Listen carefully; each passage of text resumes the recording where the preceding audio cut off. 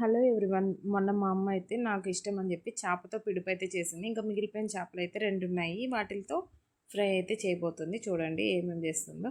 కొంచెం సాల్ట్ అయితే వేసుకున్నాము. ఆ తర్వాత కొంచెం పసుపు అయితే వేసుకున్నాము. ఆ తర్వాత కొంచెం కారం సరిపోయినంత వేసుకోవాలి. ఆ తర్వాత ఫిష్ మసాలా అయితే వేసుకోవాలి. దాని తర్వాత ధనియాల పొడి అయితే వేసాము.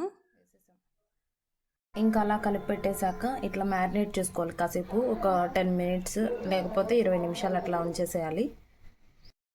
ఇంకా అలా మ్యారినేషన్ అయిపోయాక స్టవ్ వెలిగించేసి ఇంకా స్టార్ట్ చేసేసాము ఫ్రై చేయడం. ఇంకా అలా అన్నమాట.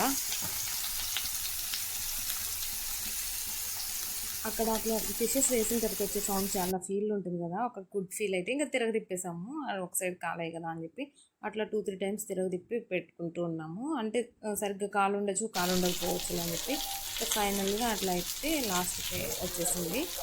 ఇంకా మేము అన్నంలో వేసుకొని మా అమ్మ అయితే పప్పు చేసింది. పప్పులో నేను నంచుకొని తింటున్నా. చూడండి ఎట్లా ఉడికిందో, చాలా టెంప్టింగ్గా ఉంది కదా.